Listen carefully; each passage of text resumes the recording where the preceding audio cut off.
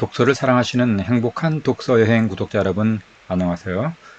오늘 제가 소개할 책은 오스카 와일드의 도리안 그레이의 초상입니다.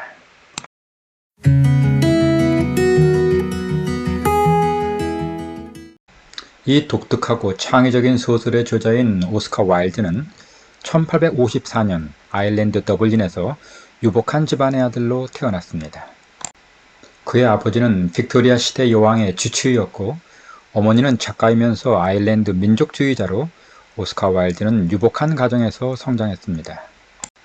183cm의 훤칠한 키와 부유한 가정 등 여러모로 우월감에 젖어있던 그는 자신의 이름 앞에 평범함이라는 수식어가 붙는 것을 항상 거부했습니다. 그는 예술을 위한 예술을 지향했으며 이는 그의 작품 속에서 유미주의라는 문의 스타일로 표출되었습니다. 영화로도 제작된 도리안 그레이의 초상 외에도 살로메와 창작 동화인 행복한 왕자를 비롯해 많은 시곡과 시를 쓰기도 했습니다.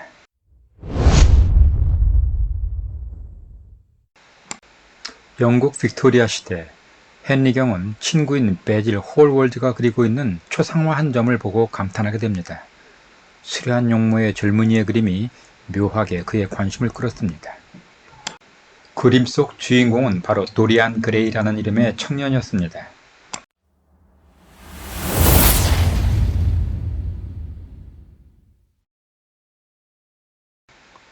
그 후 도리안 그레이를 직접 만난 헨리경은 도리안에게 젊음과 아름다움은 일시적인 것에 불과하니 인생의 쾌락을 즐기며 살아갈 것을 권합니다.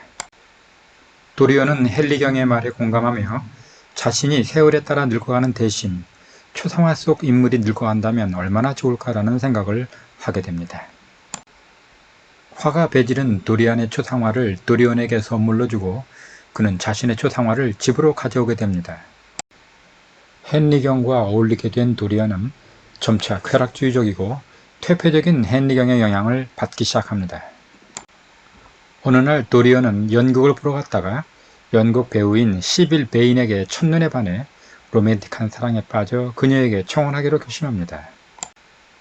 시빌 베인 또한 도리안에게 사무의 정을 품게 되고 두 사람은 연인관계로 발전하게 됩니다.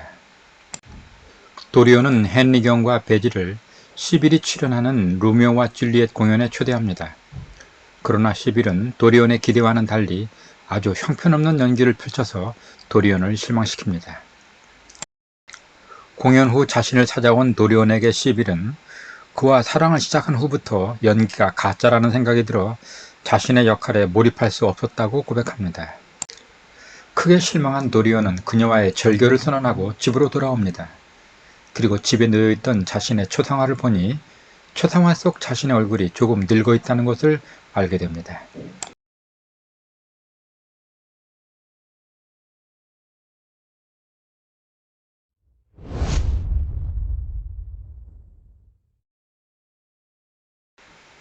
다음날 양심의 가책을 느낀 도리안이 시빌에게 사과를 하려고 마음먹었을 때 헨리경이 찾아와 시빌이 자살했다는 소식을 하게 됩니다. 헨리경은 충격을 받은 도리안에게 괴념치 말라고 조언하며 어차피 인생은 쾌락을 즐기는 것이 중요하다고 말합니다. 도리안은 헨리경의 말을 받아들이는 한편 그가 선물한 소설책의 영향을 받아 더욱더 방탕하고 타락한 삶을 살아가게 됩니다. 그리고 집에 있던 자신의 초상화 얼굴이 점점 더 추하게 늙어가는 것이 보기 싫어 장막을 씌워버립니다. 그로부터 18년 후 도리안은 완전히 방탕한 행각을 일삼으면서 그에 대한 주변 사람들의 평판은 점점 더 나빠지기만 했습니다. 어느 날 그의 초상화를 그렸던 베질 홀월드가 도리안에 대한 나쁜 소문의 진위를 확인하기 위해 도리안의 집을 찾아왔고 도리안의 영혼을 보고 싶다는 베질의 말에 그는 장막을 씌웠던 자신의 초상화를 보여줍니다. 놀랍게도 초상화 속 도리안의 얼굴은 예전에 아름다웠던 모습은 사라지고 늙고 취약하게 변해가는 모습만이 남아있었습니다. 이럴 수가. 그가 보고 있는 그림은 바로 도리안 그레이의 얼굴이었다. 실체가 무엇이든 소름 끼치는 그것은 매혹적인 도리안의 미모를 완전히 망가뜨리진 않은 상태였다. 숱이 좀 줄었지만 금발이 아직 남아있었고 도톰한 입술은 여전히 진홍빛을 잃지 않았다. 생기 없는 눈동자에는 사랑스러운 푸른빛이 감돌았고 깎은 듯한 코와 매끈한 목의 우아한 곡선도 여전히 보였다. 그렇다. 이 그림은 도리언이었다. 하지만 대체 누가 이런 그림을 그린 걸까? 베질은 자신의 화풍과 직접 고안한 액자를 알아보는 듯 했다. 생각하기도 싫은 일이었지만 자신이 그린 그림이 아닐까 하는 생각이 들어 두려워졌다.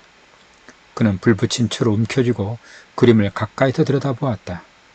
왼쪽 구석엔 선명한 주홍색으로 길게 뜬 자신의 이름이 보였다.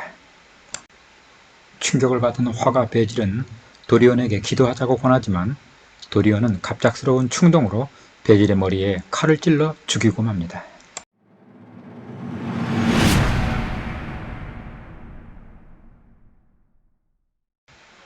베질의 시체를 처리하기 위해 해부학자 친구인 앨런을 불러 수습을 하게 하지만 앨런도 충격을 못 이긴 나머지 자살하고 맙니다.